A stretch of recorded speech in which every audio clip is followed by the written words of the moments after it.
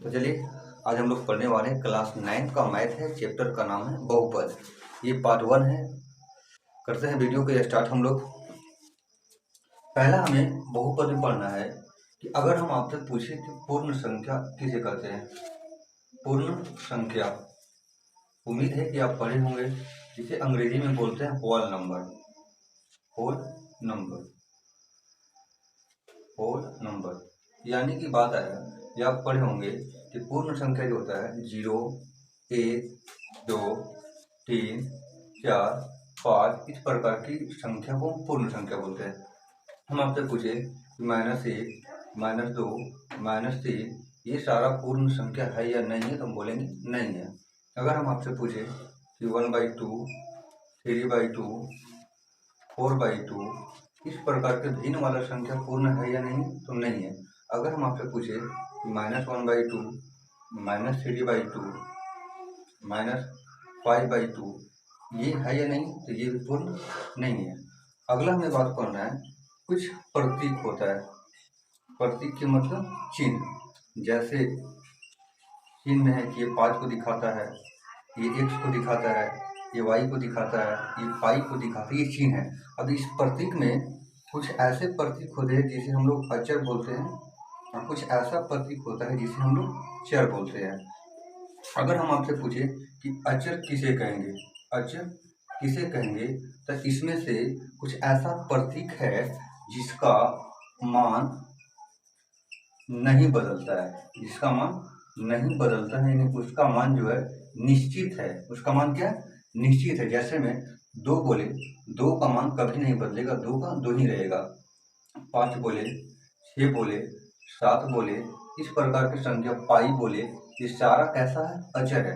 एक जो प्रतीक होता है चर होता है। चर बोलता है कि वैसा प्रतीक जिसका मान बदलता हो, यानी जिसका मान निश्चित नहीं हो। जैसे हम पूछे x है, y है, z है, u है, s है, t कुछ भी हो सकता है। जैसे हम पूछे एक समीकरण है x - 5 = 0। अगर यहाँ पे x का मान कहे तो x = 5 हो जाएगा। अगर एक समीकरण है x - 4 = 0, तो यहाँ पे x बराबर हो जाएगा 4।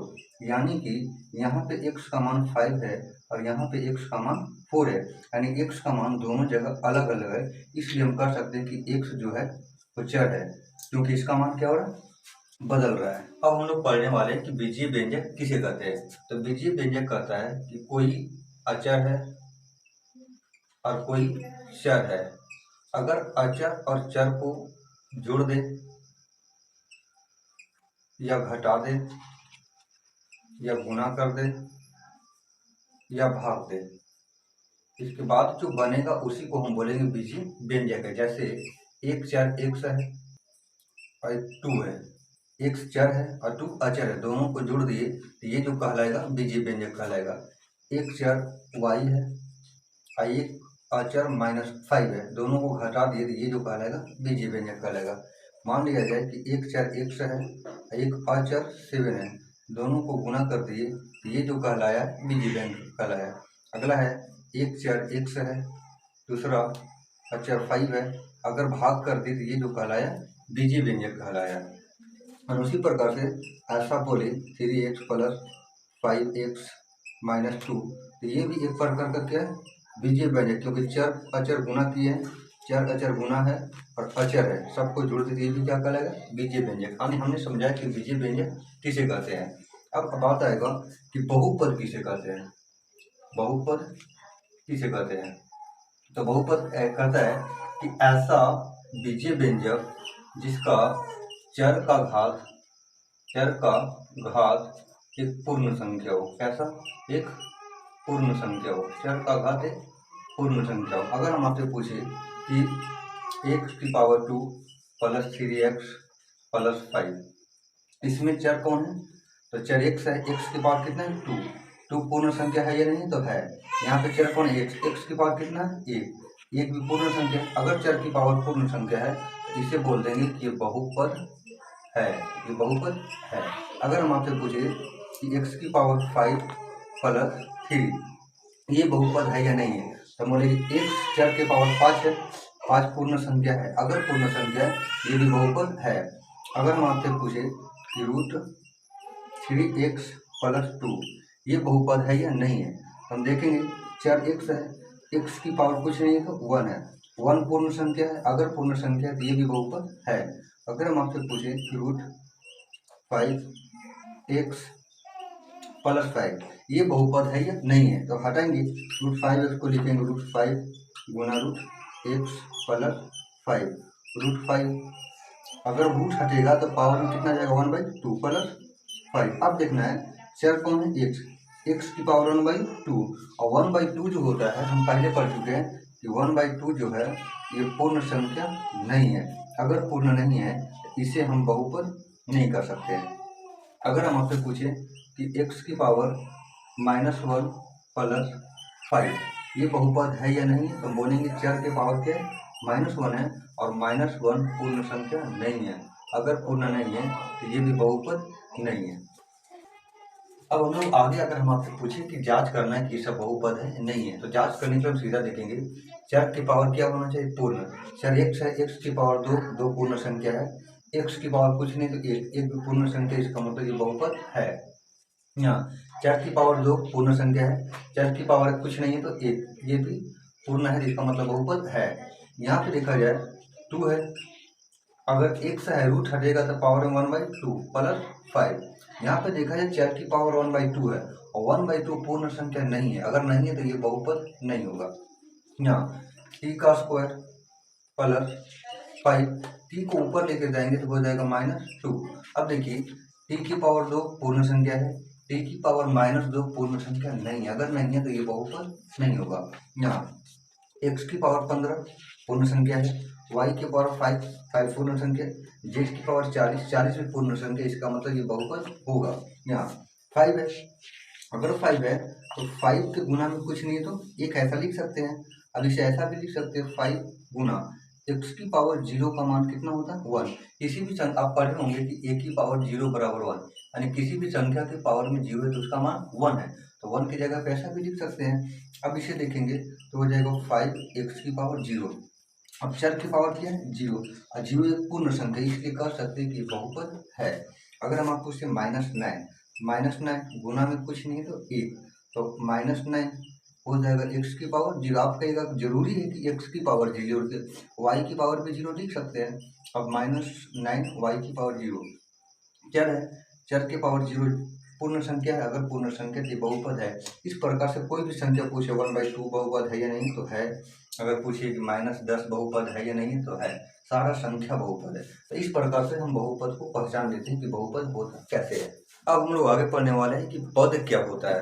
अगर हम आपसे पूछे कि ऐसा x⁻³ -5x + 4 है, पद जो होता है कहता है कि जो प्लस और माइनस से जुड़ा हुआ है, अगर उसी को अलग कर दे तो पद कहलाएगा। यानी माइनस है, माइनस से ये जुड़ा हुआ है और ये जुड़ा हुआ है, यहाँ प्लस है, प्लस से ये जुड़ा हुआ है और ये जुड़ा हुआ है, यानी कि माइनस के इधर वाला ये पद हो गया, माइनस के इधर वाला ये पद हो गया और प्लस के इधर वाला ये पद हो गया। यानी अगर इसमें हम पूछे कि पद कई हुए तो आप कहेगा 3 पद है, 1 2 3। उसी प्रकार से अगर ऐसा हो जाए x⁻5 -5, इसमें कितना पद होगा, तो एक माइनस के इधर है, एक माइनस की इधर है, टोटल पद कितना है 2 है। अगर हम एक ऐसा सवाल दिए x⁻5 -3x⁴ + 4x⁻³ -3x², एक माइनस की इधर है, एक माइनस की इधर है, एक प्लस की इधर है, एक माइनस की इधर है, टोटल पद जो हो जाएगा इसमें टोटल पद कितना है 4 है। अगर हम आपसे ऐसा पूछे कि 3x² -4x + 5x, अगर इसमें पद पूछी तो कैसे हो जाएगा, तो 3x² माइनस की इधर 4x और प्लस की इधर 5, यानी टोटल जो पद हो जाएगा वो टोटल पद कितना है 3 है। अब हम लोग पढ़ने वाले हैं कि बहुपद का घात कैसे निकालते हैं। ये अगर एक बहुपद है 5, इसका घात क्या होगा हम देखेंगे। कहता है कि बहुपद जो है इसका घात किसी भी पद का अधिकतम घात जो होगा उस बहुपद का घात करेगा। अब यहाँ पे 5 गुना में कुछ नहीं तो 1, 5 1 की जगह पे क्या लिख सकते हैं, x की पावर 0, 5 x की पावर 0। अब यहाँ पे जो चर का घात है कितना है, 0, यानी इस बहुपद का जो घात हो जाएगा वो कितना हो जाएगा, 0 हो जाएगा। इस प्रकार से किसी भी संख्या का बहुपद के घात पूछे, जैसे 6 का पूछे 0 बोलेंगे, 7 का पूछे 0 बोलेंगे, 3/2 के बहुपद का घात पूछेगा 0 बोलेंगे। अब यहाँ देखते हैं, यहाँ पद कितना है, 2, एक है x स्क्वायर और एक है 3x। अगर x स्क्वायर में घात देखा जाए तो बोलेंगे x की पावर कितना है, 2 है। 3x में घात देखा जाए तो 3x, x की पावर कितना है, 1, यानी इसमें घात कितना है, 1। अब देखना है कि दोनों पद में किसका घात ज़्यादा है, तो इसका घात ये ज़्यादा है, तो जो ज़्यादा रहेगा वही घात कहला जाएगा बहुपद का घात। बहुपद का घात जो हो जाएगा कौन हो जाएगा, 2 हो जाएगा, है ना। उसी प्रकार से इसमें देखा जाए टोटल पद कितना है, 3 है, 3x स्क्वायर, 2x और 1। इसमें देखा जाए तो घात कितना है, x की पावर 2, यहाँ पे x की पावर 1, और यहाँ संख्या अभी बोले कोई भी संख्या रहेगा तो उसका घात कितना होता है, 0। अब देखा जाए 2 ज़्यादा है, 1 ज़्यादा है, 0 ज़्यादा है, तो हम बोलेंगे 2 ज़्यादा है। अगर 2 ज़्यादा है तो इस बहुपद का जो घात हो जाएगा, इस बहुपद का जो घात हो जाएगा वो 2 हो जाएगा। यहाँ पे देखा जाए कि t की पावर 3 है, इसका घात कितना है, 3। यहाँ पे t की पावर 1, इसका घात कितना है, 1। कोई संख्या है तो संख्या के बहुपद का घात 0। अब बताइए ज़्यादा 3 है, 1 है, 0, तो आप बोलिएगा ज़्यादा कौन है, 3 है।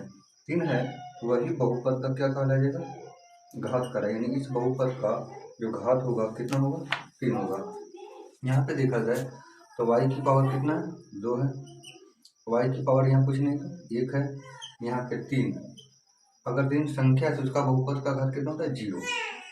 अब देखा जाए तो ज़्यादा कौन है, 2, यानी इस बहुपद का जो घात हो जाएगा, इस बहुपद का जो घात होगा कितना होगा, 2 होगा। अगर यहाँ देखें कि एक पद है 6x3, इसका घात कितना है, x की पावर 3 यानी 3 है। यहाँ 5 संख्या है, 5 किसी भी संख्या का बहुपद का जो घात होता है कितना होता है, 0 होता है, यानी इसका घात 0 है। अब ज़्यादा कौन है, 3 या 0, हम बोलेंगे 3। जो ज़्यादा है वही उस बहुपद का क्या कहलाएगा, घात कहलाएगा, यानी इस बहुपद का घात जो होगा वो 3 हो जाएगा। इस प्रकार से हम बहुपद का घात निकालते हैं। अगला हम लोग पढ़ने वाले हैं कि बहुपद को मानक रूप में कैसे लिखते हैं। तो मानक रूप कहता है कि घात के आधार पर पद को घटते या बढ़ते क्रम में लिख देंगे तो वही मानक रूप कहलाएगा। अब हम आपसे पूछे थे घटते क्रम क्या होता है, घटते क्रम और बढ़ते क्रम क्या होता है। बढ़ते क्रम, घटते क्रम के मतलब होता है कि क्रम को घटाते जाना है, जैसे 5 4 3 2 1, क्रम को क्या करते जा रहे हैं, घटाते जा रहे हैं, तो इसको हम बोलते हैं घटते क्रम। बढ़ते क्रम के मतलब क्रम को बढ़ाते जाना है, 1 2 3 4 5 ऐसा चलेगा, तो इसको बोलेंगे बढ़ते क्रम। तो यहाँ बोला है घात के आधार पर पद को घटते या बढ़ते क्रम में लिखे हैं। जैसे एक पद यहाँ पे x है, एक है 3x स्क्वायर, एक है 2। यहाँ पे देखा जाए तो इस बहुपद, इस पद का घात 1 है, इस पद का घात 2 है और इस पद का घात 0 है। अब इसके घात के आधार पे घटते या बढ़ते क्रम में लिखेंगे। घटते क्रम लिखते हैं तो घटते मतलब घटाते जाएंगे, यानी पहले लिखेंगे बड़ा वाला, सबसे ज़्यादा घात कौन है, -3x स्क्वायर, इसके बाद किसका है +x, इसके बाद किसका 2। अगर इसी को बोलकर बढ़ते क्रम में भी लिख सकते हैं, यानी पहले कम वाला, उसके बाद उससे ज़्यादा, उसके बाद इससे ज़्यादा। तो ये जो हो गया, ये दोनों जो है इस बहुपद का क्या है, मानक रूप है। ये भी सही है और ये भी सही है। अगर इसका लिखना रहता तो इस पद का घात कितना 0, इसका 3, इसका 2 और इसका 0। इसको जोड़ भी सकते हैं हम लोग, ऐसा लिख सकते हैं कि 3 5 या 3 8 +x³ - x स्क्वायर। अब देखेंगे इसका घात 0, इसका घात 3, इसका घात 2।